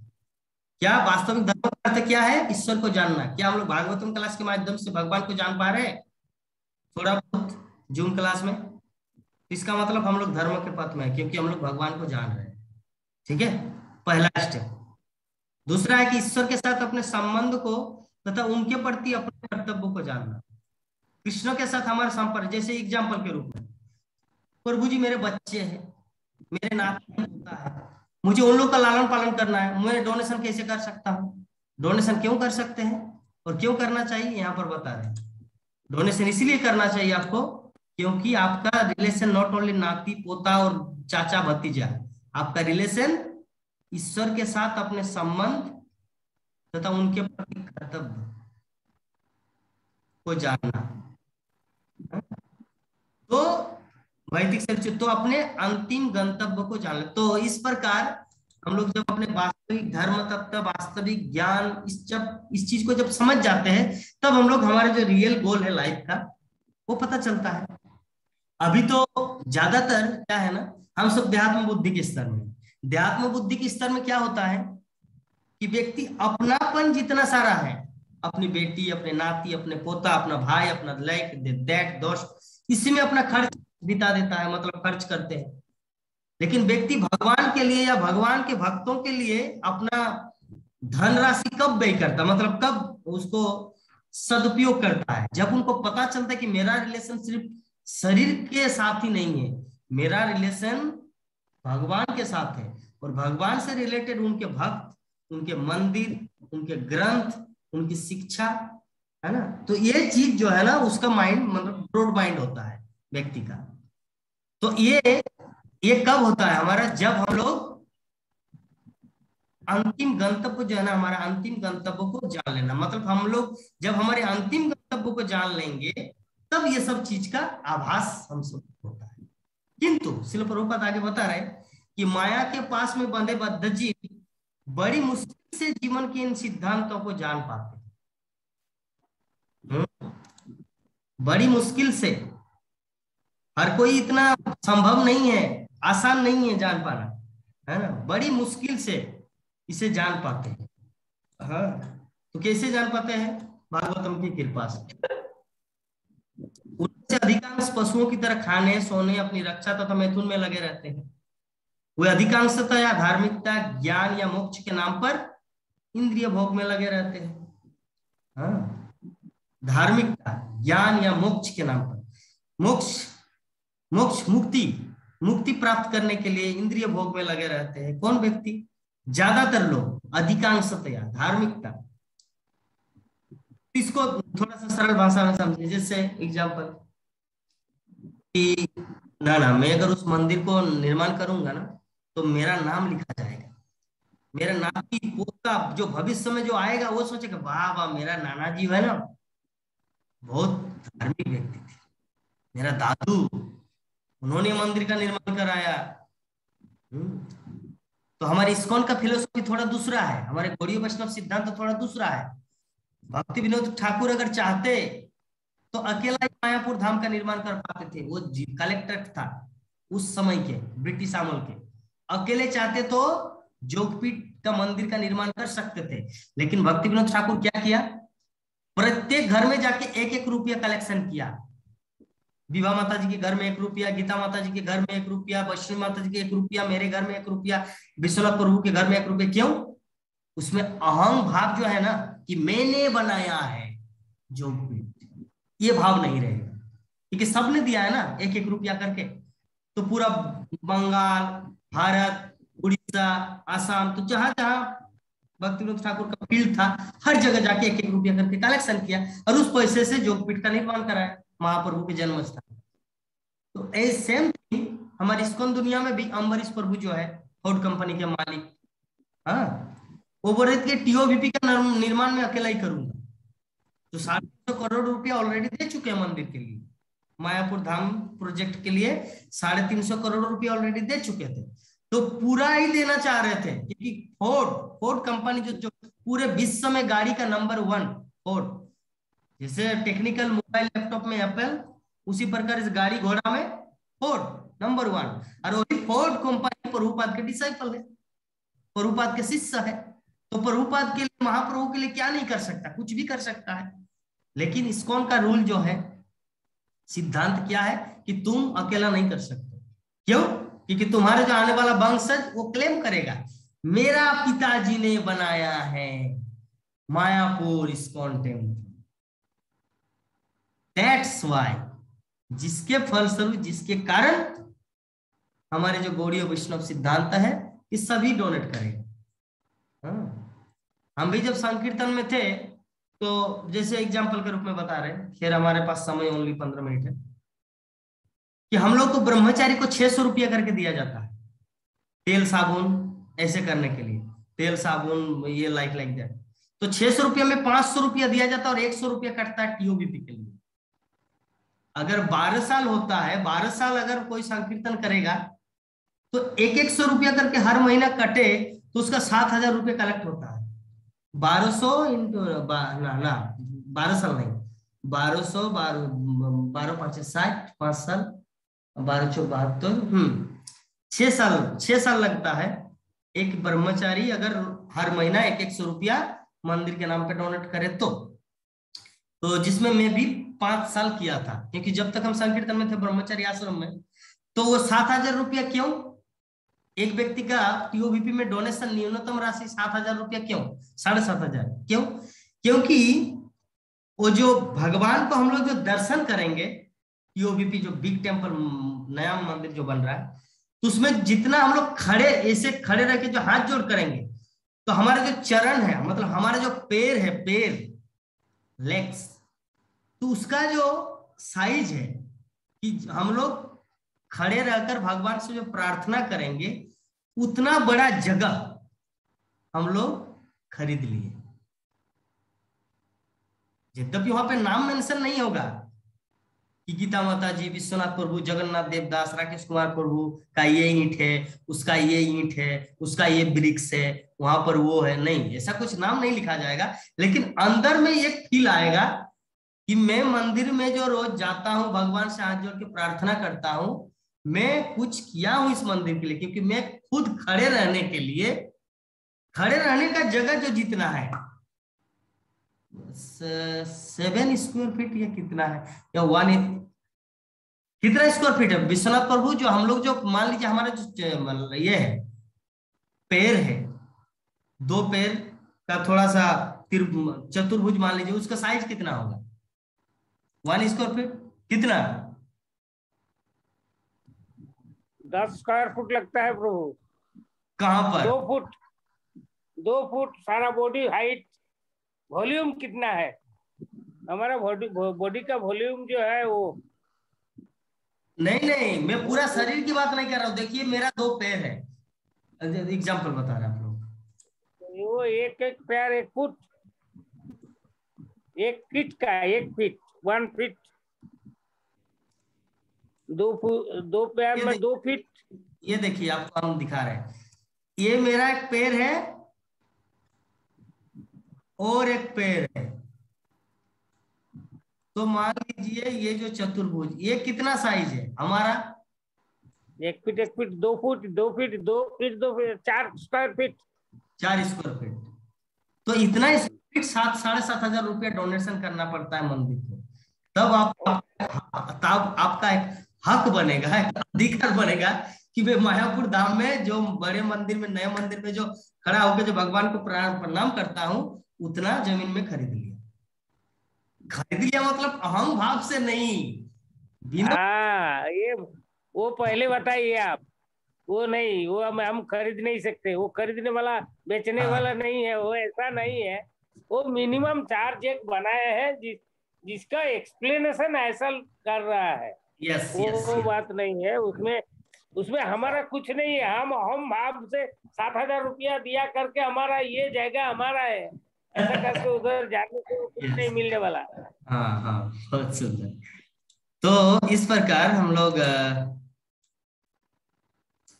तो कलियुग में सारी जनता, इस कलह प्रधान कलियुग में तो वे और भी अंधे बन चुके हैं। कलियुग में सारी जनता पशुओं का राजसी संस्करण बनी हुई है।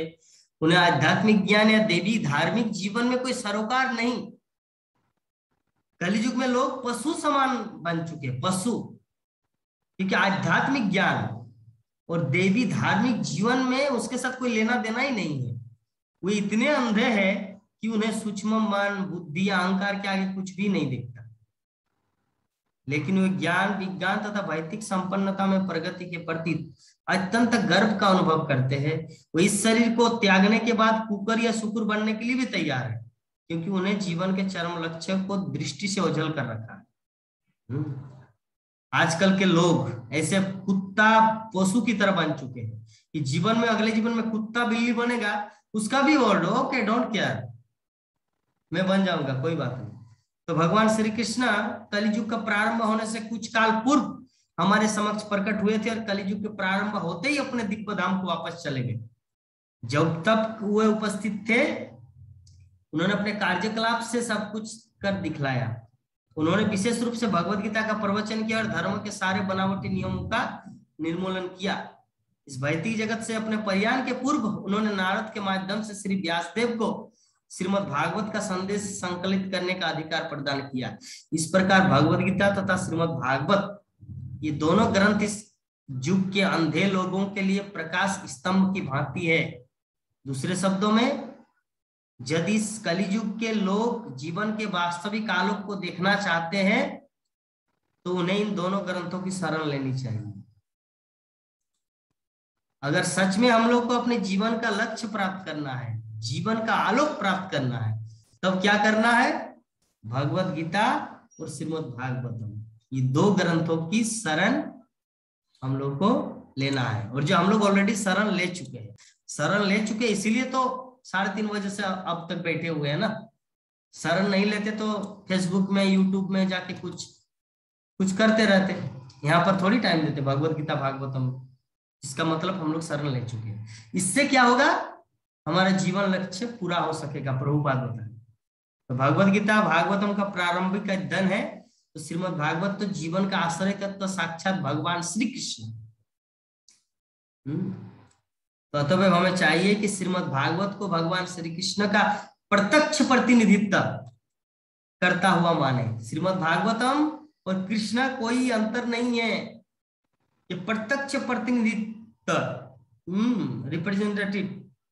जो श्रीमद् भागवत को देख सकता है वो साक्षात श्री कृष्ण को देख सकता है, वो अभिन्न है। जैसे अभी एग्जाम्पल इसके संबंध में बता रहे हैं। अभी मैं किसी को पूछूं, अच्छा गीता माता जी जगन्नाथ देवदास अभी कहाँ है?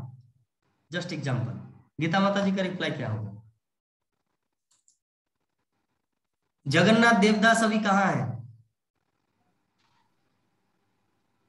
मायापुर। कैसे पता जूम में। कैसे पता चला? जूम में। जूम से पता चला? कैसे पता? हाँ, मतलब आपको पता चला कि प्रभु जी अभी मायापुर धाम में बैठे हुए हैं अपने रूम के अंदर, और हमारे साथ बात कर रहे हैं। तो अगर कोई बोला अरे ये तो मोबाइल है, ये कैसे मानूंगा कि ये जगन्नाथ देवदास है? How is it possible? नहीं हो सकता, ये तो मोबाइल स्क्रीन है। स्क्रीन को मतलब तोड़ देंगे तो कुछ जगन्नाथ मगध नाथ कुछ नहीं आएगा, तो धूलि साथ हो जाएगा। तो अगर कोई सोचे ऐसा ये स्क्रीन है, this is not a Jagannath, तो लेकिन अगर आप माने नहीं this is not screen, this is Jagannath, उसी प्रकार ये पुस्तक ये कृष्णा है, ये भागवतम जो है ना, ये स्क्रीन, ये कृष्णा गोलोक वृंदावन में है, उसका स्क्रीन दिखाया जा रहा है भागवतम में। उसी प्रकार जगन्नाथ देवदास है मायापुर धाम में, उसका स्क्रीन दिखाया जा रहा है आप लोग के लैपटॉप में या मोबाइल में। हाँ, this is a good example, I think ये एक अच्छा उदाहरण। तो इस प्रकार हम लोग समझ गए श्रीमद् भागवतम के चतुर्थ प्रथम स्कंद के तृतीय अध्याय के श्लोक संख्या 43। और भी श्लोक है क्या? और भी श्लोक है, और एक श्लोक है, और एक दिन होगा, और एक मैं सोचा ये श्लोक और है। तो इस प्रकार आज का हमारा जो श्लोक है यही पर संपन्न होता है। इस विषय में किसी भक्त का कुछ प्रश्न, कुछ जिज्ञासा हो तो निसंदेह पूछ सकते हैं। हरे कृष्ण।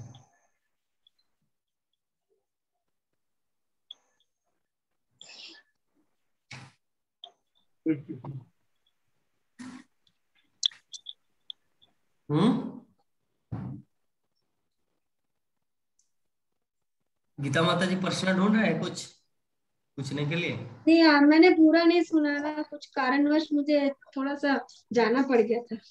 आत्म माया। हाँ, आत्म माया। आत्मा मतलब होता है अपना, और माया का अर्थ होता है शक्ति।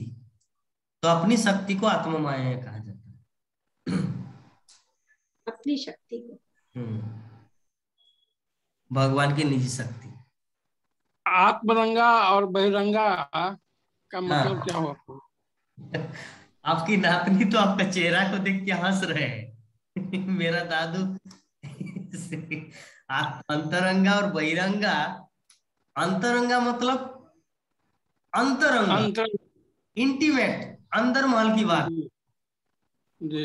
बहिरंगा मीन्स बारंदा की बात है। बारंदा होता है घर में, हाँ, बालकनी, और अंदर महल होता है बेडरूम। तो बेडरूम को अंतरंग मान लीजिए, और बारंदा जो है ना उसको आप बहिरंगा मान लीजिए। दोनों घर है, कोई नहीं, कोई मतलब अगर आपको कोई पूछेंगे अच्छा प्रभु जी आप कहाँ रहते हैं, बोकारो में, कौन सा सिटी सेंटर में, अच्छा कौन सा मतलब बोकारो सेक्टर 1 में, आपका रूम नंबर कितना, 3E, अच्छा 3 मतलब बालकनी में रहते हैं या 3 के बेडरूम में रहते हैं, कोई ऐसा पूछता है? नहीं पूछता, डायरेक्ट क्या बोलते हैं आप, अच्छा रूम में रहते हैं, कितना नंबर, रूम नंबर 3। तो 3 से संबंधित क्या है, बालकनी भी आता है और बेडरूम भी आता है। तो बेडरूम को मान लीजिए और बालकनी को बहिरंगा, मतलब अंतरंगा और बहिरंगा दोनों कृष्ण के साथ, ठीक है। प्रभु जी मेरे को एक प्रश्न है। हाँ, यस टेल मी। अभी भी कृष्णा जी नंदी गांव में है क्या? क्या क्या, फिर से एक बार। अभी भी कृष्णा जी नंदी गांव में है? नंदी गांव में मीन्स वृंदावन। हाँ हाँ हाँ, यस यस, अभी भी है, अभी भी है, लेकिन कि अभी तो वो लोग मर चुके हैं, लेकिन हम बोले अभी तक वो लोग नहीं मरे हैं। फिर से एक बार बोलिए क्लियर। अभी तो वो मरे नहीं है क्या? नहीं, वो नहीं मरे हैं, क्योंकि वो मर नहीं सकता ना, हम भी नहीं मर सकते। हम जो हम है ना, रियल जो हम है वो कभी नहीं मरता। रियल हम है आत्मा। आप तो पहले आप पहले दूध पीती थी ना अपने माँ के, दूध पीती थी ना पहले, पीती थी, यस। तो अभी क्यों नहीं पीते, क्योंकि आप अभी बड़ी होगी, यस बड़ी होगी, है ना। तो पहले जो छोटी बच्ची वो दीक्षा कहाँ गया, और अब दीक्षा वो कहाँ है। भविष्य में आप नाना की तरह बूढ़ी बनेगी, पता है, बूढ़ा बनेगी, नहीं बनेगी, आप बूढ़ी नहीं बनेगी। अच्छा, तो गीता माता जी से पूछिए तो कि गीता माता जी भी क्या कभी आपकी तरह छोटी थी, या नंद किशोरी माता जी से पूछिए, वैष्णवी माता जी से पूछिए, वो लोग क्या आप ही की तरह कोई छोटी बच्ची थे, या डायरेक्ट भगवत धाम से ऐसे गिर गए, मतलब ऐसे उम्र में, पूछिए। हमारा शरीर, हाँ, हमारा शरीर बढ़ते जाता है, आत्मा वैसे ही रहता है। तो शरीर को तो बूढ़ा होना पड़ता है, पड़ेगा।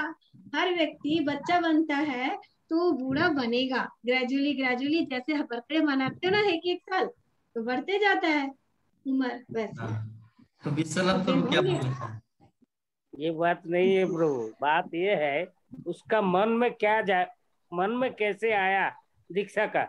अभी हमारा इस श्लोक में बोला ना, जब प्रश्न वो जो हमारा जो सूत गोस्वामी के 88,000 ऋषिगण ने प्रश्न किया, जब भगवान इस धराधाम से चले जाएंगे तब ये धर्म कहाँ रहेंगे, ये प्रश्न उसका मन में इसीलिए जागा। अभी की वो नंद गांव में है कितना, अब बोले हमारा इस श्लोक में वो है ना, वो चले गए अभी अपना अंतर लीला करके, वो यहाँ से लीला करके उसने अपना धाम में चले गए। तो वो उसको इसलिए उसको व्याख्या ऐसा नहीं है, उसको ठीक ढंग से करना है। जब भगवान इसका जन्म मृत्यु दिव्य है, ये कोई जगह पे जाते नहीं, ये हमेशा रहते हैं उसी जगह पे, जहाँ भी बोलो। वो दीक्षा को आप पता करके बताइए, उसका मन से वो आया, वही प्रश्न इसलिए उसका मन से आया। ठीक है, हरे कृष्ण प्रभु। कोई तो भालो ना, खूब भालो इन्फेक्शन हो जाएगा ना, वो वाला तो यूज नहीं किया, वो वाला सुनो। तो दीक्षा जो प्रश्न की है बहुत ही सुंदर है। तो इससे हम लोग को क्या सीखना है कि दीक्षा शॉर्ट में आपको एक ही चीज बताएंगे कि भगवान जो है ना सूर्य की तरह है। भगवान सूर्य, जैसे सूर्य अभी शाम है या रात है या दिन है, अभी तो शाम हो गया है, अभी शाम है, अभी रात होने ही वाले है ना, 6:10 हो गया, मतलब रात होने ही वाले, मतलब रात शुरुआत हो गया। तो अभी सूरज क्या मर गया? नहीं, तो कहाँ सूरज है? अभी वो सूरज चांद को लेके आ गया। सूर्य अभी अमेरिका में सुबह का, मतलब यस, रात, जब हमारा भारत में रात होता है तो अमेरिका में दिन होता है, जब अमेरिका में दिन होता है तो हमारा रात होता है। इसका मतलब एक ही सूर्य है, ऐसा नहीं कि भारतीय सूर्य और अमेरिका सूर्य में सूर्य अलग अलग है। तो उसी प्रकार भगवान कभी प्रकट होते हैं, कभी अप्रकट होते हैं, कभी उदय होते हैं, कभी अस्त होते हैं, सूर्य की तरह। चैतन्य चरितामृत में कहा गया कि कृष्ण सूर्य सम माया है अंधकार, जहाँ कृष्ण तहाँ नहीं माया अधिकार। हाँ, तो कृष्ण हमारे जैसे नहीं है कि हम लोग आए हैं तो मर के जाना पड़ेगा।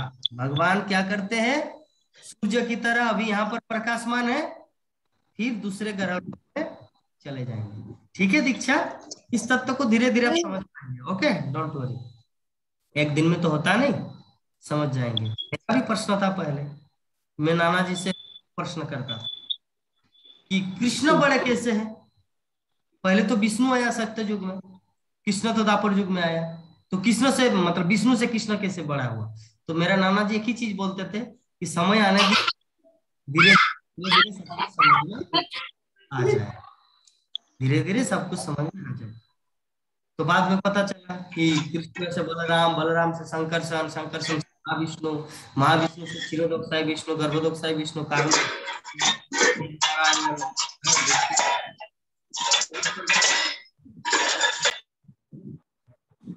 इस प्रकार हम लोग एक दिन आएगा सब कुछ समझ जाएंगे भगवत संबंध। तो आज की कथा को हम लोग यहीं पर विराम देंगे। 6:05 हुआ। हमारे वैष्णवी माता जी का कुछ प्रश्न है क्या? कुछ कमेंट है, कुछ फीडबैक है? ठीक है, फीडबैक तो चाहिए, फीडबैक तो फिर वैसा मत करो। हाँ, आज का लेक्चर, हाँ, एक मिनट,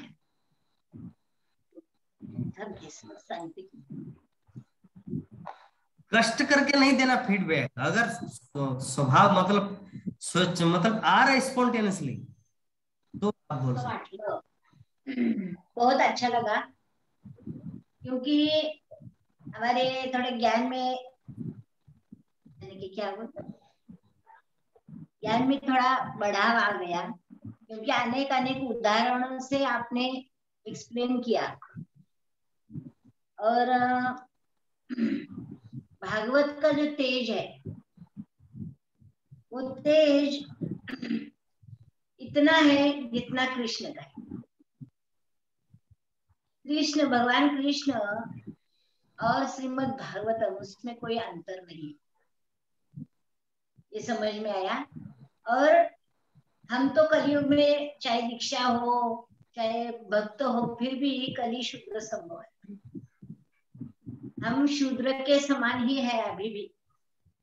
हमें बहुत जरूरत है ये भागवत क्लास की, ताकि हम ये कलयुग के अंधकार से अंधे हो गए, अज्ञान के सागर में डूब गए। इसीलिए हमें वास्तविक स्थिति पर जाना चाहिए। यदि जरूरत है हमें, तो ये क्लास कंटिन्यू करना चाहिए, उसके ऊपर थोड़ा स्टडी भी करना चाहिए, और अंडरस्टैंडिंग के बाद एप्लीकेशन भी करना चाहिए। इसी सोच विचार में मैं थी। तो दीक्षा का प्रश्न मुझे बहुत अच्छा लगा, इतना छोटा उम्र में भी उन्होंने अच्छा प्रश्न पूछा। तो बड़े होगी तो कितने अच्छे तरह स्टडी करेगी। हाँ। और ये क्यों होता है, उसके नाना जी अभी इंटरेस्ट ले रहे हैं, तो एज यूजुअल पोती नाती भी इंटरेस्ट लेंगे। और ये अभी कलयुग की जरूरत है, क्योंकि हम सब लोग अभी अंधकार यानी कि अज्ञान में है। जितना हम खुद को पतित समझेंगे, उतना हम ये भागवतम क्लास सीरियसली लेंगे।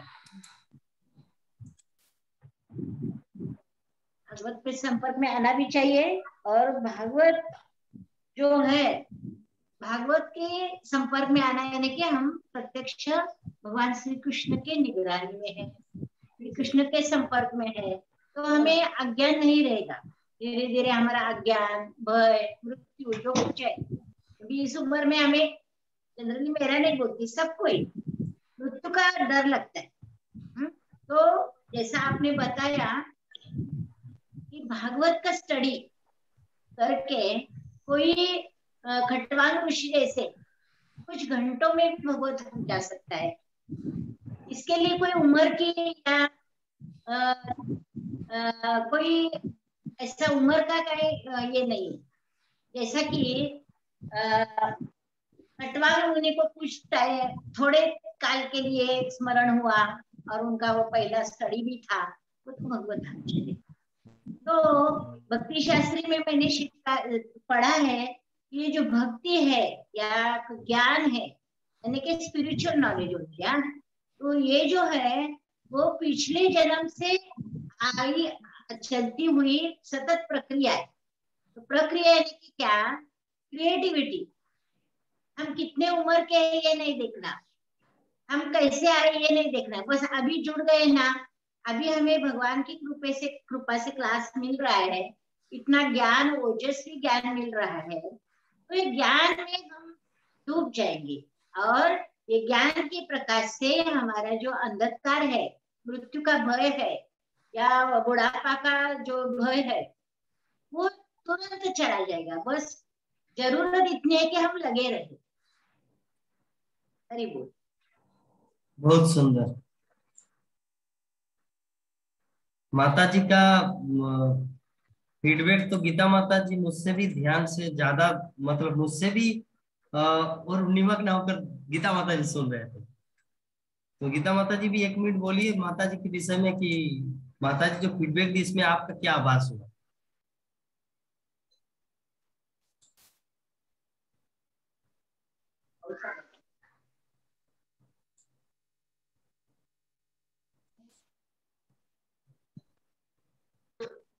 हरे कृष्णा। माता जी इतना सुंदर बोली, इतना सुंदर बोली, उनके हृदय से स्वरित होकर निकला, प्रस्फुरित होकर निकला। इतना सुंदर, बहुत अच्छा। ये एक दिन में नहीं मिलता है। जो माता जी जो बोले ना, ये जो भक्ति जो है, भक्ति जो अंदर से जो आता है, शब्दों का वर्णमाला, वो हमारे प्रैक्टिस से आता है। इतना अपन अध्ययन करते हैं, अध्ययन करते करते शब्दों का कोश इतना भर जाता है कि हमारे जबान में सरस्वती माँ विराजमान हो जाती है। आगे जब हम कहने शुरू होता है तो अपने आप आता है, स्वयं भी नहीं पता चलता कि कैसे आ गया, कैसे हम बोल दिए। तो माता जी जब बोल रही थी इतने प्यार से, उनकी आंख, उनका चेहरा, वो बोलने का जो अंदाज था इतना निर्मल था कि मुझे उसको, उनका जो चेहरा देखकर इतना आनंद आ रहा था अंदर से कि उसको व्याख्या करना कठिन है मुझे। बहुत सुंदर माता जी, बहुत सुंदर। ऐसा लग रहा है कोई माँ सामने बैठ के हमको समझा रही है, ऐसा लगा मुझे। हरे कृष्ण। चलिए, बहुत सुंदर। सभी भक्तों की जय हो। विश्वनाथ प्रभु भी प्रसन्नचित है। भागवतम की आज का जो हमारा सेशन है बहुत ही आनंदित है प्रभु जी। हरे कृष्णा। हाँ, हरे कृष्ण। ये दीक्षा का प्रश्न का ऊपर आया। दीक्षा का प्रश्न जो था वो महान प्रश्न था। उसका मन में वो ठीक से क्लियर करके बता नहीं पाए, लेकिन उसका मन से जो अनुभूति आए वो उसने बताने का कोशिश किया। इसलिए माता जी भी वही बताया। इतना छोटा उम्र में भी उसको माता जी ने भी बताया ना, ये उसको जिज्ञासा, वो जो ये जो दीक्षा का मन में किया आया, क्योंकि ना उस हम लोग, हमारा इस श्लोक में है ना, ये जब श्री कृष्ण जब इस धाम छोड़ के उसमें नित्य धाम में चले गए, मतलब उसने सोच लिया वो इस धाम में नहीं है। तो उसका प्रश्न था नंदगांव में अभी भी कृष्ण है क्या, वो है दीक्षा का प्रश्न। तो ये तो लेकिन उसको वो ये समझ लिया जो भगवान आते हैं चले जाते हैं, लेकिन ये वो उसको नित्य शब्द जो है वो उसको ज्ञान प्राप्त नहीं हुआ, वो अभी धीरे धीरे वो समझ जाएगी। ये जो दिव्य लीला है कृष्ण का, दिव्य जो कृष्ण का कोई भी काम जो दिव्य है तब वो समझ जाएगी दीक्षा। इसलिए दीक्षा का प्रश्न महान प्रश्न है। 88,000 ऋषिगण को बोले थे ना, वो भी प्रश्न किए थे। जब जब ये नित्य धाम, ये धराधाम छोड़ के